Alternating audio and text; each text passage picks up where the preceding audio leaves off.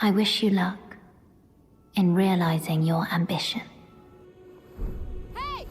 Hey everyone, it's BlueLizardJello and welcome back to Everything Possible in Elden Ring. Last time, well, we, again, didn't make it super far. We did, however, take on the Murkwater Catacombs, Highroad Cave, we made it to the Artist Shack, and we did find the location where the artist was last seen, which was right down here, kind of southwest of the Dragonburnt Ruins. However, we do still have some more in Western Limgrave to tackle, and that is why I have fast traveled to Murkwater Coast. This is that little site of grace that is kind of hidden just above the waterway where we encounter patches and of course the Murkwater Catacombs, because we do have a few more bits of loot to get here, and then we're going to be doing quite a big wide area around Agheel Lake, traveling up where the Caravan is and trying to finish most of the odds and ends we have here in Western Limgrave before we move on. But I look a little different, don't I? I might sound a little different as well. I apologize for the hoarseness of the voice. I am getting over a cold, but I want to keep the production coming. So let's take a look at our stats and our gear. For stats, here they are, level 21. Pause the video if you want to pay any closer attention.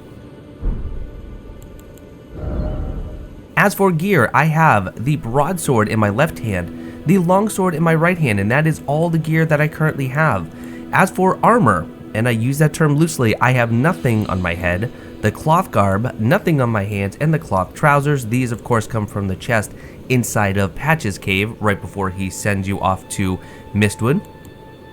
And well, that's it. That's all we're running. Because I have the Blue Dancer charm on, a couple of you pointed out, and you know what? Fair is fair, that at this stage of the game, the Blue Dancer charm is essentially better than nothing. Our talismans are the Flame Drake, the Hallydrake Talisman, the Roar Medallion, and then the Blue Dancer charm. I have not really been using the Roar, which really the only one we have right now is the Barbaric Roar on the club, and well, I'm not really coming against too much in terms of fire and holy damage, so why not try and make the best use of the Blue Dancer charm? I did mention that I kind of thought the charm was terrible. That was probably a bit of an overstatement. There are times it can be used, but as some of you pointed out, in typical From Software fashion, it is very much risk versus reward. In other words, the lighter you are, the more you're going to get out of this charm. Using only 2 pieces of quote-unquote armor and weighing a paltry 13.6 according to my equip load over on the right-hand side, I'm actually getting a decent little boost. If I take off the charm, notice, and even though this does have the Gravitas Ash of War, I do still have it as standard physical damage. My scaling, because remember the charm only impacts your scaling, is plus 18 and plus 19 respectively. If I put the Blue Dancer charm on, that is now bumped up to 32 and 32. That's actually fairly significant, and again, as was pointed out in the comments, this is potentially the equivalent of 1 or 2 weapon upgrade levels. Now, we have not upgraded at all, but this saves us from having to do so, but still gives us the damage boost. It also, because this is increasing the overall attack power, will increase both our riposte damage and our backstab damage. So if we use guard counters or we do parry or backstabs, we will get a significant boost with this Blue Dancer charm. However, our damage negation is currently only at 8%, according to that column in the right-hand side. So we're going to take some more damage, but that's what we're going to try out today. In terms of loadout, we have our Flask of Crimson Tears, some Fire Pots and Bone Darts, and my pouch has not changed. Hopefully this time I remember to use my Flask of Wondrous Physic if I need it. But that was a whole lot of talking. Now let's climb up these rocks. Over there is a Kaiden Warrior camp. We're going to be heading there soon. A very important cookbook is in there. But first, we do have this wolf pack we want to deal with. Just to orient ourselves, over there, that waterway under that bridge, that's where the giant land octopus were and the Highroad cave. And then over here we have this large pack of wolves. We should be able to dispatch them very quickly, but first, just because they're here, let's grab 4 tarnished golden sunflowers. Not an overly rare item, but I like to pick them up when I can. And we absolutely could go in on Torn and take care of them, but here's the alpha. Let's see if we can take him out rather easily. In fact, a couple of bone darts later, and now we just need to not get surrounded. You can see that one L1 is enough to dispatch them. However, we are definitely taking some damage. Just don't let him get too close here. And if we just run in with some L1s, might be able to make quick work of them. And of course, the jumping L1s work wonders as well. And we should be getting some good thin beast bones out of these as well, which is very nice. Excellent. That will allow us to craft some more arrows. Okay, not too bad. And then the only item over here that they were guarding is this golden rune level 2. Very nice, some free runes. And now let's go take on the camp. Well, not quite. Let's bait an attack here. There we have it. Some more thin beast bones. There we go, we got our flask refilled, which is excellent. So the Kaiden warrior camp, if you go in here without a plan, it can get messy in an absolute hurry. So what I want to do is I want to actually go up and get a backstab on this sleeping Kaiden warrior. We do have a Stake of America. You do have that one Kaiden warrior with a dog who's not paying attention, but we should be able to dispatch of this one very easily. Might as well grab some herba there. Okay. Back into crouch position. There is the kill. And now we can just back up here because there are some more Kaiden warriors on the other side. That's actually really close to where we first encountered our friend Bach. Now, we don't want him to charge up, which normally he will do after he's about half health, but see if we can bait something that is punishable. There we have it. Okay, there is the charge up. That's all right, we got the kill. Let's go take care of the wolves here. And we do have the bone darts. We might as well use them to our advantage. You can see just 2 of those get the kill, which is beautiful, because we can actually go and craft some more with those thin beast bones. I'll just craft another 5, and we'll grab some fire arrows if we need them. Fortunately, we do have some smoldering butterflies here, but here on this corpse, we get the Armorer's Cookbook level 1. This is such an important cookbook. This is going to allow us to create, well, I can actually go ahead and show you what it's going to allow us to create. The cookbook level 1 is going to allow us to create fire grease, drawstring fire grease, and fireproof dried liver, which increases your fire damage negation. But the fire grease and the drawstring fire grease are extremely important weapon buffs. The fire grease adds, and I think we've talked about this because we've already found some actual fire grease, but now we can craft it. And it will give us 85 fire for 60 seconds. Now the drawstring fire grease gives an even bigger buff that is 110 fire damage, but it only lasts for 10 seconds. So a lot more damage, but a lot shorter time. But if you can get in quickly with some very fast weapons, that can be really good. And that was completely unexpected. And we need to get on Torrent nice and quick. Fortunately, we just got a little bit of a invincibility there from Torrent. So we're going to treat this the same way we've treated some of the other mounted ones. We're just going to bait some attacks and then go in there, attack the horse a couple times. There we have it. I'll get one more and then I will actually dismount and knock him off. Get the free critical. You can see 519 damage. Beautiful. But that's the most important thing that we get here in the camp. Did just get that buff or the flask back, which is very nice, even though I didn't. Oh, I did use one actually on Torrent. I do want to sneak out here and get the smoldering butterfly. I think I might actually take this one out, just because I would love to get the dismounter. See if we can get a backstab. We actually can, believe it or not. That's surprising. Wait till he gets up. Okay. Bone dart for the kill. Good. Excellent. And he did drop something for us, and we get Rawa raisins. We actually haven't really talked about Rawa raisins. I'm actually going to, just because I can. I'm going to use my Flask of Wondrous Physic. The Rawa raisin, which we can craft here in our inventory, just using Rawa fruit, this restores Torrent's HP. If that's something that's important to you, then absolutely go ahead and do that. So, now that the camp is cleared, let's head back to the north.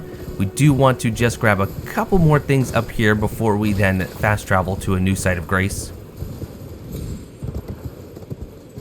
Because what we want to do, we're going to ignore the roars up there, but that thunderclap and the lightning that is striking is indicative of a lightning field that's going to house a lot of Fulgurbloom, which we're going to grab just while on Torrent. Yes, you can get hit by that lightning, so I just suggest riding through quickly, grabbing it all. You can get easily more than 20 Fulgurbloom here.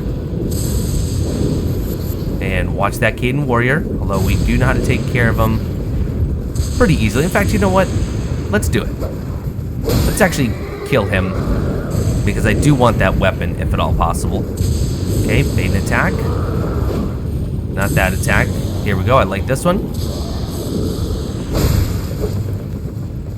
Oh, 2 glowing skulls there behind him too, which is excellent. Okay, and now we hop off.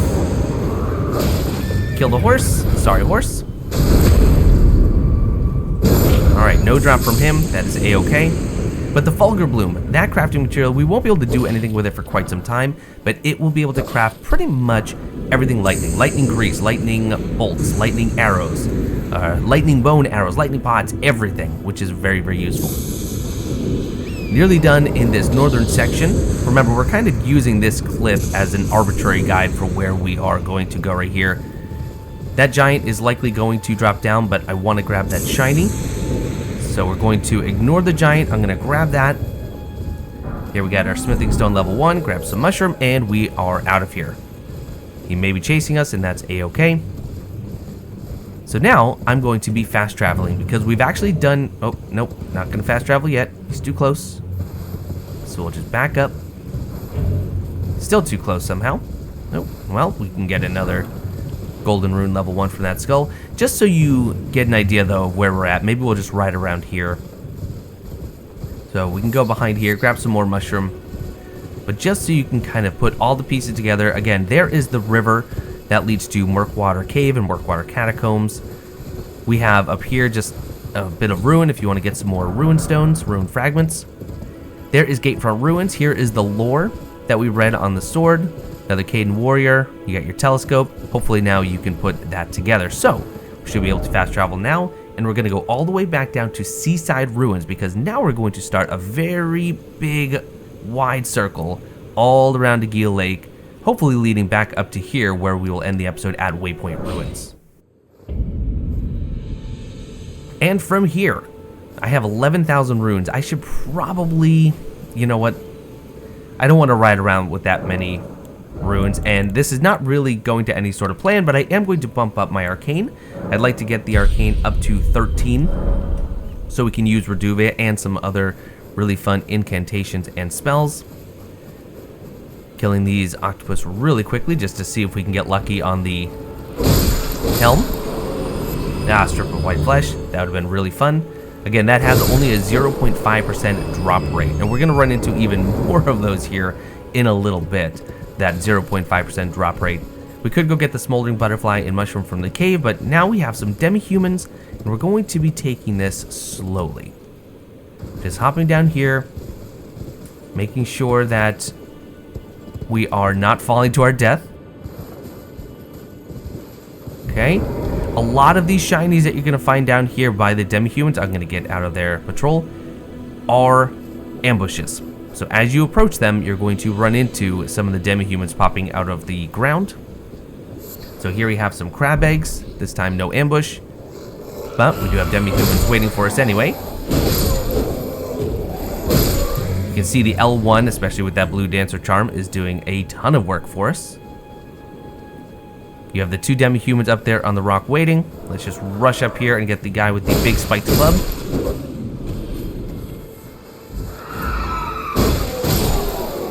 Absolutely decimating them with some running R1s.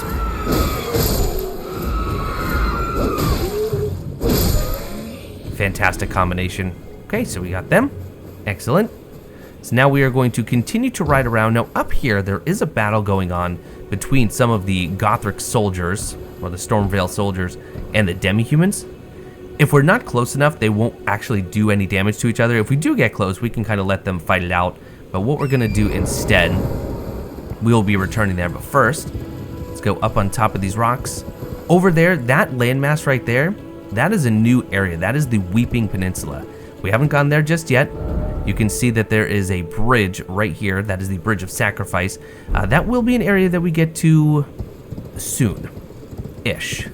Using that term very, very loosely.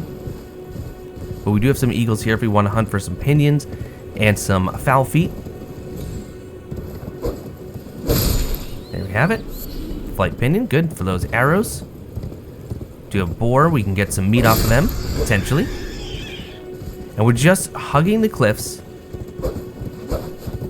Missing everything in our path, good. Excellent, change absolutely nothing. And from here, let's hop down, let's grab this pair of Trina's lily. Actually, trio, rather. There we go. And there is actually a spot where you can jump over to the Weeping Peninsula. In fact, I believe it might be right here. Yes, you actually can. I'm not going to do it, but you can hop on Torrent and do a double jump and make it over that way. So that is one way of getting over there. But the intended way is by taking the Bridge of Sacrifice, which we'll be doing once we finish everything we want to do here in Limgrave, which is still actually a fair bit. Now here we have an ambush. Fortunately, as they appear from the ground, they always like to yell and announce their presence. Wait for you. Hop down. Missed it with the square off. Let's try again. There we go. Oh, we actually got a falchion. That's a really good get off of a demi-human because that is another curved sword. So you can see that this one is in the same row as the Shamshir, so now we can actually dual wield curved swords, which is very, very nice. Unfortunately, it doesn't have the innate bleed that it's had in previous iterations, but a really nice fast weapon nonetheless. In fact, we may end up playing around with dual wielding curved swords, both of which have spinning slash on them by default as their skill. Okay, so that's actually it for this area. You can see that I picked up a ruin fragment. That's all that was down there. I do have a mushroom over here. Let's grab that. There we go. We can do a little bit more hunting with some deer if we wish. Getting some more beast bones would be excellent. Of course, I could just be throwing my bone darts at them. Especially because we can get an easy return on investment. Gold-tinged excrement, not going to be using that anytime soon. And we're still just going to be hugging the outer cliff as much as possible. We can actually get on Torrent because there's not a whole lot of loot, but there is some notable. In fact, one of the items many of you, I suspect, are going to want to get is going to be hiding very nearby. You can see that shiny just up ahead. So let's go in there and clear those demi-humans very quickly. Always go for the biggest baddie first. There we have it. I will loot any bodies. Oop. Once everything is dead. Of course, I had to grab that Arteria leaf. I'm going to be honest, I didn't actually even have that on my notes. It was just the bright red that stood out. And what do we get? We got a rainbow stone, but we get the large club. The large club is, well, it's a strike weapon, and it's much better, in fact, than the regular club, albeit much, much heavier. So the club, dealing 103 damage base, it weighs 3.5. Large club, 131 base, 8.5. It also has the same exact barbaric roar as the regular club. So if you can wield this, it does take 22 strength. Of course, that's in one hand. Reduce that by 25% if you want to be able to two-hand it, but it is a really, really good strike weapon. So if you need something for strike damage, you can do a lot worse than the large club. And here we have a Spirit Spring. This Spirit Spring is going to absolutely launch us way up into the air and put us on top of yet another section. In fact, I'm going to jump, and I'm going to double jump, and you can make it onto that rock. Unfortunately, I was just a little bit shy. That's a-okay, but there's the Bridge of Sacrifice that we've been talking about, just to give you a really quick idea of where we're at. So we have this little circle up here. We're going to go and investigate that here in a bit, but there's the Bridge of Sacrifice. Okay, we'll be crossing that once it's, well, time to cross it. You can see that we can actually use our summons here. That is not for this area, but it is for the Bridge of Sacrifice, just because it can be a little bit challenging. But over near the Spirit Spring, we just want to make sure that we're collecting all the little goodies. You do have, well, this golden rune.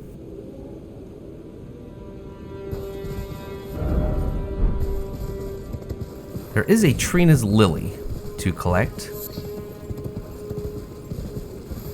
And there it is. Just a single one. Just want to make sure we're collecting all those because those do not respawn. And you only get so many per go. So I'm actually going to hop back down and try that jump again. So what I find works usually is if actually you're heading in that direction, jump at the last moment, and then double jump, and there we have it. So up here, so these interesting looking enemies surrounding that circle on the floor there that we're about to see, these are known as lookout stones, and they are kind of, well, security cameras, I guess, for these, which are known as Evergaols. This is the Forlorn Hound Evergaol. If you go on top of this symbol here, you can examine it, and you will actually enter into the Evergaol. Be prepared because many of the fights inside here are extremely challenging. This one is no exception. However, if we come back and do this at the appropriate time, we will have some amazing assistance in the form of an NPC. So we are going to be waiting on that Evergaol. But these lookout stones, they're not too terribly tough. You can see they die pretty quickly. They will always drop at least a rune fragment. And I actually just got a sanctuary stone, which the sanctuary stone is one of their rare drops. In fact, it is their rare drop, except in certain areas where they can also drop volcano stones. But that's actually it for up here. There's no other notable loot. There are some crafting materials in the form of raw raisins, some mushrooms. But I do want to point out that over here, with these crucifixes, I've said that there's always a bit of loot at the base of one of them, and unfortunately it's nighttime so they're screaming. It is true, however, these crucifixes are also paired with that one over there, and that is where the shiny is, just above my head, and we're going to be heading over there in just a little bit. But for now, let's head northwest towards Seaside Ruins, which is that set of buildings right there. We do have some more basic soldiers here. Let's take care of them. Foot soldier gauntlets, excellent. Let's get this crossbowman right here. Chain draped tabard, always nice to get some new armor, and we have a golden rune level 2. And if you just caught the shiny over here or the twinkling, this is another site of grace. So we are going to sit there, or at least activate it. I don't think we actually have the need to rest just yet. How's our situation with flasks and everything? Looks like we are topped off. So let's go deal with the fight that's going on over here. Actually, let's kill some sheep along the way if we can, just to get some more thin beast bones. And over here on this camp, which we did see from the Seaside Ruins before, just a sliver of meat, which is disgusting because it's on a corpse. So it's a matter of, was he cooking the meat or was he the meat? So we can just let them hammer it out, but as you can see, the damage is pretty bad. So what we're going to do instead, and it is nighttime, so all the demi-humans are going to be a little bit boosted. I actually meant to make that a backstab. Okay. This is not a bad place to farm, by the way, for the brass shield. Ooh, a smithing stone, which is an excellent get off of the soldier. Now what I can do, however, is I can actually two-hand my longsword, and if I can get into the middle of them, which is a little bit dangerous, just because it's fun to do, I can use my gravitas. And again, just for fun. Another falchion, that's pretty fun.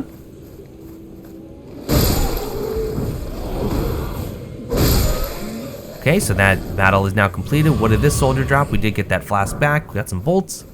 Now we're going to hop back on Torrent because now we have a little bit of a ride ahead of us.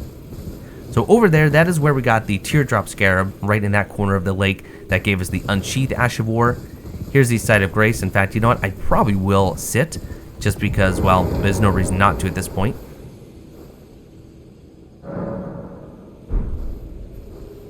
And I want to talk just a moment about that guy. That enemy right there. Don't kill him. Just don't do it.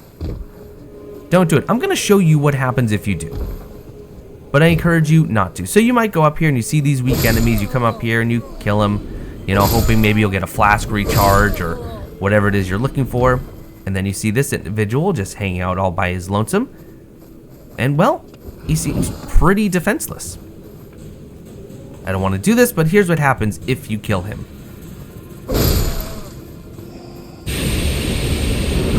Remember that bear that we saw when we were transported to Mistwood? Yeah, he is secretly one of them. And you may be wondering why. Well, you're going to be wondering for a little bit because number one, we're not killing him. But number two, it actually involves some discussion of something that we're going to experience much later on. So, for now, I'm going to rest up, reset him. Fortunately, he does go back to his rather unhuman self.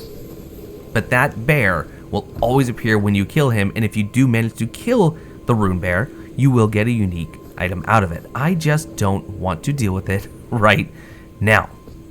So our goal is to go up. There is a camp there that has really, really good loot, but I'm actually going to go up the main path. So first, let's just start by killing some of these enemies right here. That Kaiden warrior is going to come back. I do want to kill him. Kill a torch enemy. He's really the only one that's going to give us some problems. Okay, here comes the Kaiden warrior. So let's hop on Torrent. We're going to do our usual bait and attack. Attack the horse until the horse is within one hit. Okay. That's the perfect attack. Good. One more and then we'll dismount.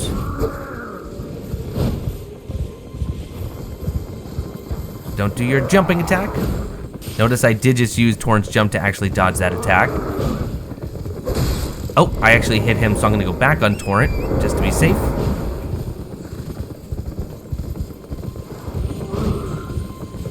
There we go. Now hop off. One attack on the horse. Critical on the Kaiden warrior. We got a drop. Let's see what we get. The Kaiden trousers. Okay, so we got some more armor, which is still good. And now we want to talk about these guys right here. I'm going to actually get my telescope out. And we're going to talk about these enemies coming up. These enemies, these nobles that are wandering around aimlessly, and that's in fact exactly what they're doing, they have chances to drop some of the rarest weapons in the game. Now, the one with the staff right there, he can drop a Glintstone Staff. It's not common, but it's not rare. So the one with the horn with that funny looking hat, he can actually drop the Noble's Estoc. And then another one, actually the one that we just killed that turned into the Rune Bear, he was holding a Noble's Slender Sword. Both of those weapons, the Estoc and the Slender Sword, have a 0.5% drop rate at base item discovery, just like the Octopus Helm. So, if you want to sit here and farm for it, you can. I have tried. I don't have the patience. And they're not even particularly good, but if you want something early on that is different than the weapons you've been using, you could certainly do worse. Now watch as I get both of those drops on this character. Let's take care of this group right here. Okay, Rauer Fruit and Herba, that's good. So we have the Kaiden warrior up there, but also, let's use our telescope. You do have one of the noble sorcerers who's up on the building. This one is hidden by this tree, but there's another one there. They will take pot shot at us. We also have another Kaiden warrior who's patrolling, and we have some other regular Godric soldiers back there. So what we can do is we can actually pull this one and then fight him on Torrent, which is exactly what I'd like to do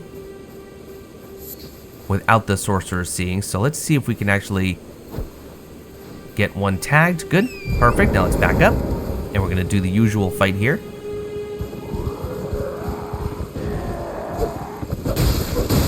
Good, 2 hits.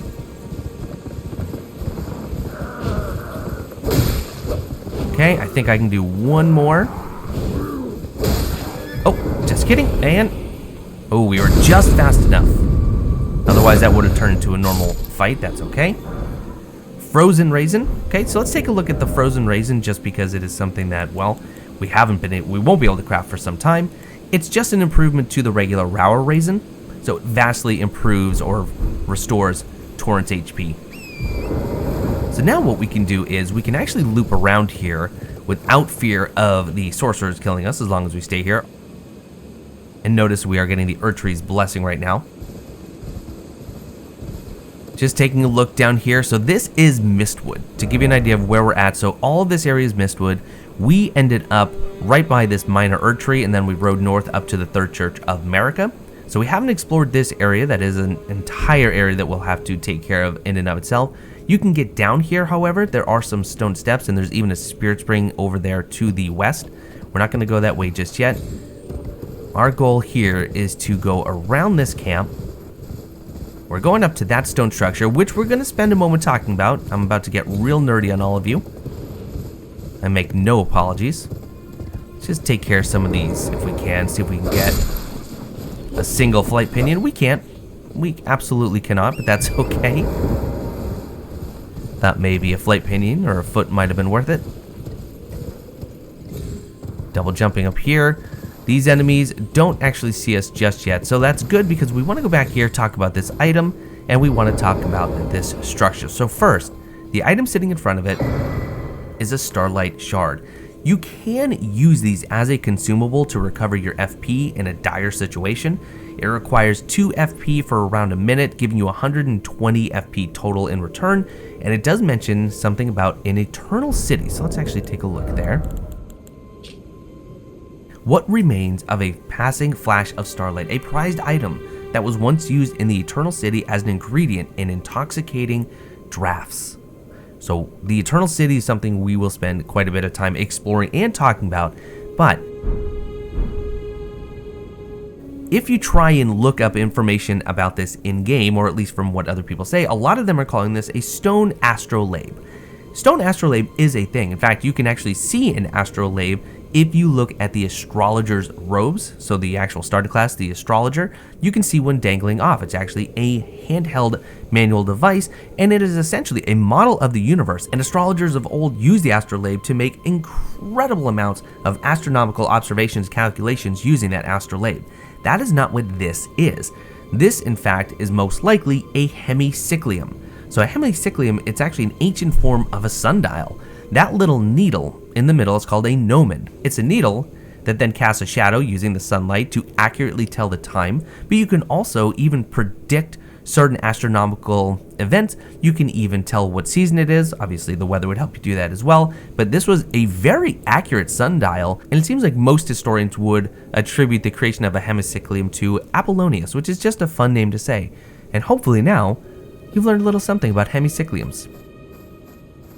So we do have a bunch of soldiers over here. It looks like that one might have glowing eyes, which is nice because then we'll actually be able to see how we get 5 times as many runes. I do believe so. But before that, just because we looked at the crucifix over here, see if I can't get some feathers off of these eagles. We can, at least one. This is that one crucifix we saw from the other side. There's our golden rune level 1. And let's just do a little bit of hopping with Torrent. And we're going to start taking out these soldiers. You should actually be able to clear them out one at a time just by doing some sneak attacks. We'll do that as much as we can. Smithing stone level 1, another nice rare drop. It's funny because if you immediately crouch, this guy goes over to look at his dead friend and has no idea that you're even there. And up here, probably not going to get a sneak attack on him just because of his location, but we can immediately go in and get the bonus attack because he's unaware. Now we want to go and deal with that sorcerer right here. So let's get on Torrent. We're just going to do a quick double jump, excuse me. And the other one isn't paying attention to us just yet, so let's get the kill.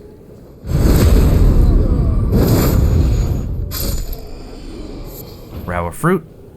But on this corpse, we get a Royal House Scroll. It is a key item. Sorcery Scroll of the Carrion Royal Family, the heads of the Academy of Raya Lucaria. Can be given to a learned sorcerer to gain access to the following sorceries: Glintblade Phalanx and Carrion Slicer. We're about to meet a learned sorcerer that we can give this to in order to open up those sorceries. There is another teacher that we'll meet significantly later that you can give these scrolls to, and it's nice because you can have most of your sorceries and incantations just with one NPC, but I do like to give this to the other sorcerer we're about to meet because I actually just really like her quest line. Now, before we continue on with the other enemies that are down below, let's go take care of that other sorcerer just so they're not taking those magical pot shots at us. And of course, you see the symbol on the left. You can summon your spirit summons here.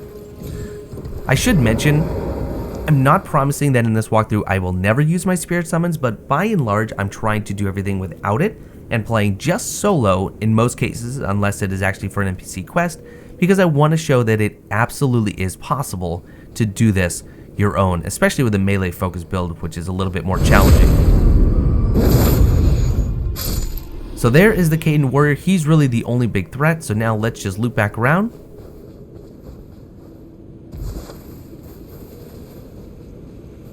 We have a soldier with his back turned towards. Grab the smoldering butterfly.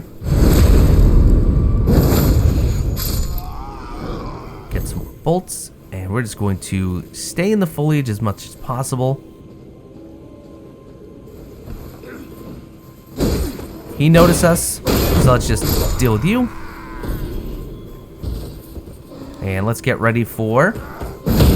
There we go. Nice knockdown with the square off ability. Now this guy can actually alert the entire camp, so make sure you just get that quick kill. And now we're just going to kill everything, just in case you need a flask recharge. Plus you do get some crafting materials, so why not? We do still have that Kaiden warrior, but he should be by himself when all is said and done. Okay, so now we can do some looting. We actually got the War Pick and the Godric Soldier Greaves. War Pick, a really, really good find. So the War Pick is a hammer weapon, so it can actually be power stance with other hammers. This has, as you can see, strike damage, despite the fact that it has a point on it. So unlike the pickaxe that we were able to get in the Limgrave Tunnels, very similar weapon, but this is Pierce, and this is Strike. Very, very handy little hammer weapon there. Rune Fragment. Now one of these is a corpse, this one right here, and this one, this golden rune, that is a definite get based on that body right there. So with the Kaiden warrior, I'd like to start off with a backstab, if at all possible. So let's just get in crouch position. Follow him around. There we have it. And give him enough time to prepare his attacks. There we have it. He is dead. And here is some other really, really great loot. Here we have the Great Épée. And I hope I'm pronouncing that correctly. I did look it up before I hit record. This is a super fun little weapon. If I can find it. The Great Épée. It is a heavy thrusting sword. It does weigh 6.5. It requires 15 strength in order to one-hand it, but it only requires 10 in order to two-hand it. It does have a somewhat high dex requirement of 16, which we already have. 1 point strength though when we can one-hand it. This has a lot of benefits.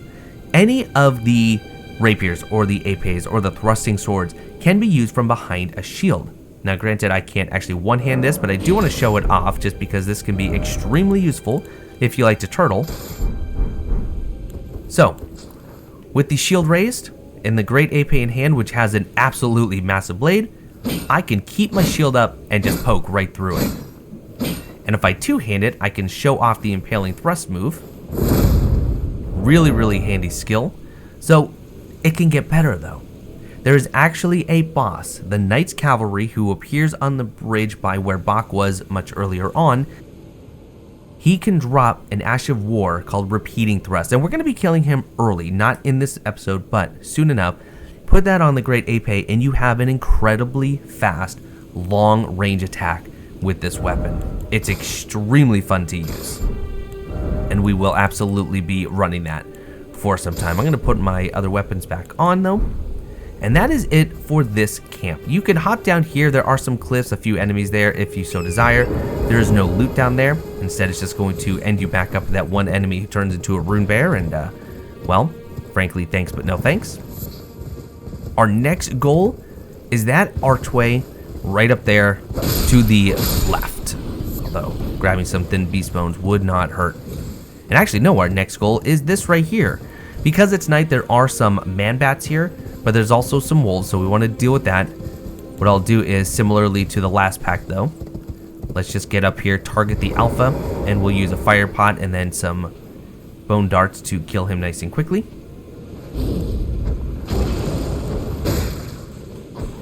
There we have it. And let's let the other wolves just come to us. Easy enough. Now you're going to find these coffins scattered throughout the lands between, and they will typically have quite a few golden runes that you can collect off of them. Do have a teardrop scarab. It is only one that refills our flask, so we don't really need that. So let's just run around and grab all these free runes. So we have a golden rune level 1, level 3, another level 1, level 2, and yet another level 1. Very, very useful. If you find these, always make sure you get in there and loot. Where did the bats go? Looks like they are... Well, we have one more wolf. Did it actually change? No, it's still night. So they haven't despawned. They must just be patrolling. Anyway, we have no need to kill them. Over here, though, this lone noble sorcerer. The first time you kill him on every character is a guaranteed drop of a Glintstone Staff, which is the first sorcerer implement that we can get, unless you actually started with one. So let's just go and get a very easy kill here. And there it is, the Glintstone Staff. Not the most amazing staff, however, this early on, it has a sorcery scaling at 111. Let me go ahead and show that off. So it has 111 sorcery scaling, that's essentially your sorcery power. That is at our current stats. That will increase, of course, as we improve the intelligence. You can see it has a C scaling in intelligence. We'll talk more about the different staffs you can get as we collect more, but for now, this is a great start, especially because we're about to meet our very first sorcerer who can teach us sorceries. And now we have the next set of ruins, but let's take a look at down below. I'm glad that they've already made some progress. That caravan being pulled by 2 trolls. Most people will encounter them along this road, and that's absolutely fine. You can see there's Kaiden warriors, there's some soldiers, there are some nobles with them. They are actually slowly going to make their way all the way up to Gatefront Ruins right up there. Most people, I don't think, have actually seen them do that. So I actually want that caravan to go all the way up there, and then we'll go and loot the back of that caravan once they're stopped. You can kill the trolls, or you can just wait till they get all the way up to their destination where they will take a knee, and then we can actually loot from there. We do have some enemies down here that are mining a little bit of loot. We're going to be going and getting that momentarily. In fact, I'll do that before we encounter Waypoint Ruins. There is a Kaiden warrior here, though, so we don't want to deal with him with all these other enemies. Even though they're low-level enemies, it can get problematic when you are fighting more than anything, rather, with a Kaiden warrior. And unfortunately for us, he just sounded the alarm, but I don't think the Kaiden warrior has any idea where we are. Good for us. Let's get the backstab. Wait till he stands up. Quick kill. Excellent. Enemies over here, if you want to kill them, you can get some flash recharges. I am going to top off just to be safe. Taking some residual fire damage from that torch. Any range damage is definitely the way to go against that enemy, just because you won't have to deal with any sort of chip damage. There's our flash recharge. We got 4 smoldering butterflies guaranteed on that corpse. Let's get on our horse. I'm gonna ride up here just a little bit. I want to actually deal with some of those enemies that are with the caravan, but also there is an item over here in this clearing.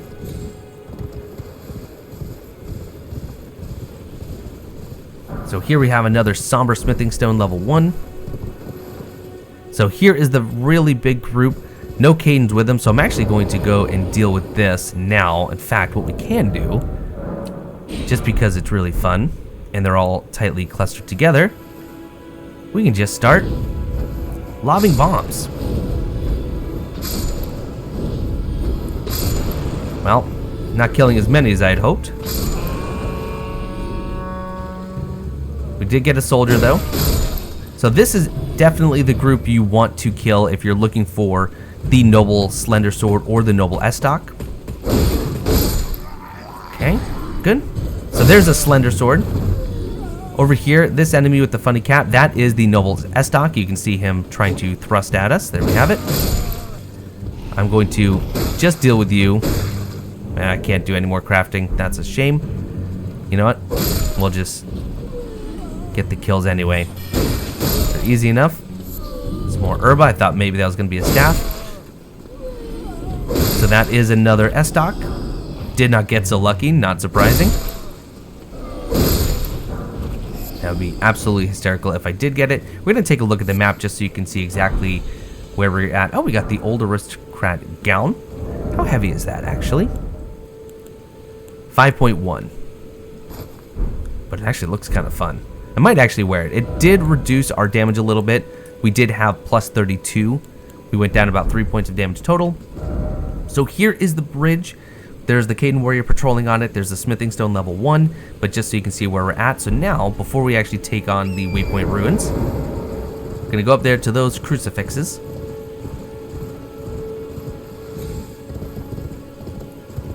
And we're just going to loop around as soon as we can.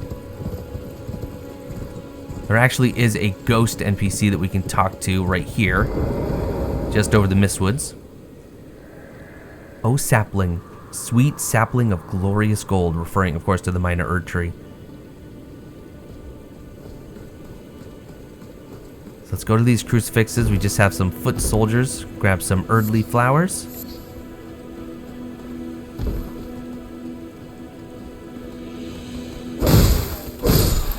Easily dealt with. You are not very observant. What did he drop? He dropped another chain draped tabard. And we have a gold pickled foulfoot. Very nice. So before we go down into the Waypoint Ruins, we're going to loop around and kill a new enemy type, a really annoying enemy type, and that is the Miranda flowers. The Miranda flowers, this version at least, spews poison, and the big one that we're about to fight can also cast magic. Their weakness is fire, makes sense they are a plant, but let me tell you, once you have fought one of the big ones, you probably never want to fight them again, and I don't blame you. In fact, we're going to be running past most of them from here on out. Now, what I am going to do, though, I am going to craft some more fire bombs, and I'm actually probably going to put on our fire grease, because we're going to go through, we're going to kill the little ones rather simply, but that big one, we're going to have some strategy. Actually, what I also want to craft, though, is neutralizing boluses. I'm going to craft 3 of those, and I will put those on my hotbar as well, because that poison can actually build up remarkably fast. Let's actually go back around the front here.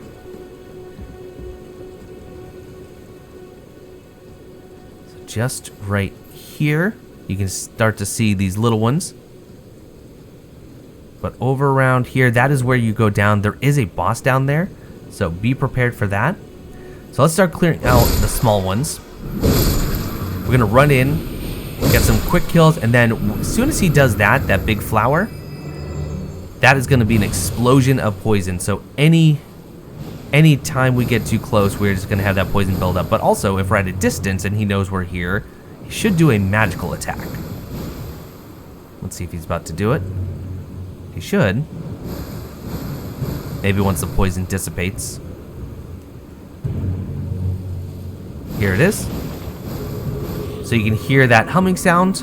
Start backing up, because that is a magical attack and it lasts for quite a bit. He can also do it even when he can't see you, by the way, so just be careful of that. Let's grab this summoning pool. But we do have a couple other small flowers we want to go deal with. Here we have it. Good clean kills. Oh, you're not dead. We get 2 glowstones over here. Now we gotta go deal with the rest of the Miranda flowers, the Miranda sprouts. But let's deal with you. Get that kill. Okay, that humming means it's magic, so just run away.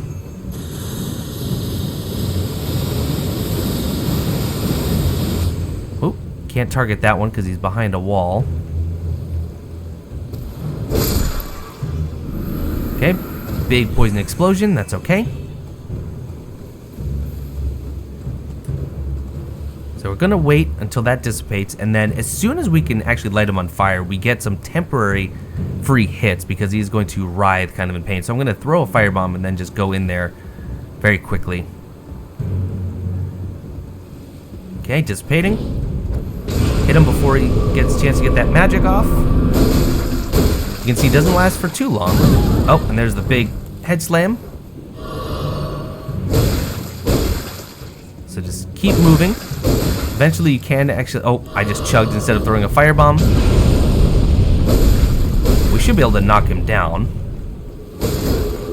Okay. Watch it. He's doing magic. Back up. And there's the kill. Again, it's really and truly just not worth fighting. We did get our flasks back, which is good because we may need them. He dropped first Poison Bloom and Miranda Powder, nothing we're going to be using anytime soon. He was guarding a single golden rune level 1 and immunizing cured meat. But that's not all the loot just yet. You can actually make it by using Torrent and carefully hopping up there to that item. However, the much easier way that I only learned way too late in life is to hop up the back of these ruins. And if you're online, chances are you're going to find some messages up here telling you exactly what to do, but just find that shiny. There it is. Line yourself up, point the camera down, walk off. And we get 4 Trina's Lilies. Very, very nice. And now it's time for the boss. This boss is actually a regular enemy type. We've actually seen one of them in other parts of the world, but this is the Mad Pumpkin Head. Avoid hitting his head. You will deal next to no damage if you hit his head. The goal is going to be to bait some good attacks, to circle around him constantly, and only attacking once, maybe twice, when it is advantageous. I will use Fire Grease for a little bit of extra damage. It's not going to actually do all that much because his resistances are pretty standard across the board. If, however, you are looking to farm the Mad Pumpkin Head, we'll talk about that in Mistwood, because there is one that you can farm very easily, because you can actually get their helmet, and you can get a really fun weapon called the Chained Flail. But we can't get it from this boss. This boss is only going to drop us 1100 runes and nothing more. Inside this arena, this very small arena, you can summon, so if you want to use your wolves to distract him, it's a great idea. You can also ride Torrent. I don't know why you can ride Torrent, but you can. I'm not going to. Right, so what we are going to do though, I'm going to use my Fire Grease, and we are just going to get right into the fray here. Target the Mad Pumpkin Head. That's a good attack right there. Bait out some combos. That's probably the best attack you can bait out, because it allows you to get some good free damage behind him. Okay, just one attack. Using my L1, of course, because that is significantly higher DPS. With that head slam, it does some really, really bad physical damage, but also it'll stagger you. And he can usually follow that up with another head slam, so just be very careful about that. He is behaving really well for us, actually. Back up. Watch for that combo. And that, I always end up messing up those delayed attacks. Okay, back up, head slam. One more L1 might do it, even though our resin is gone. But let's just wait for the opportune moment. There we go. And there it is, the Mad Pumpkin Head, 1100 runes. I'm not going to use a big gold Foulfoot on him. Not too terribly difficult, just pick your windows carefully. And then inside, well, first off, we do get a Site of Grace, which is very nice because we will be returning here quite frequently.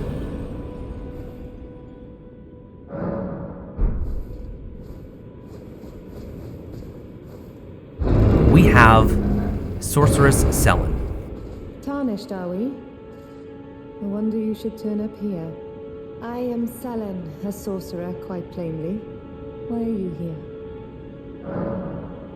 If you say never mind in typical From Software fashion, you can just re-engage Sorceress Sellen and change your mind. Ah, a yen for glintstone sorceries. I dare say your proclivities are far from ideal. Oh well, perhaps nurture will defy nature, with a bit of luck. But one must choose one's masters wisely. I was exiled from the Academy of Rea Lucaria as a reviled, apostate witch. Do you still wish to learn from me? And again, even if you say let me reconsider, you can just go back and talk to her at any time, but we do want to learn from Sorceress Sellen. Well, you are a piece of work. Very well. You are now my protege in Glintstone sorcery, but I refuse to coddle or cast kind words. Never. Anticipate grievances, young apprentice. We get the nod and thought gesture, and I will say this, Sorceress Sellen does have a rather lengthy quest, as many of the NPCs do, and she has one that can branch more than once. So there are going to be times where we have to make decisions, but we'll talk about that as we get to it. If you didn't pick up the Royal House Scroll, you would only have the options to study sorcery or leave. I'm actually going to leave here just for a moment, just because oftentimes she has a little bit more dialogue when you re-engage her. Young apprentice. First things first. You are a tadpole when it comes to magic. Infantile. Without the legs to walk. So, to become a sorcerer, first, you must face your ignorance. Now, shall we start learning? And at this point, I will give her the scroll, which is going to add those 2 sorceries to her inventory. Is that a scroll? Takes me back to my academy days. Very well. This is sorcery with which I'm not entirely unfamiliar. I'll be sure to incorporate it into one of your lessons. Never lose that inquisitive spirit, my apprentice. And now let's actually take a look at the sorceries that she has. So the 2 that she added were Glintblade Phalanx and Carrion Slicer, but she has Glintstone Pebble. She has Glintstone Stars, Glintstone Arc, which in my opinion is one of the best sorceries in the entire game. You can talk to me in the comments below if you disagree.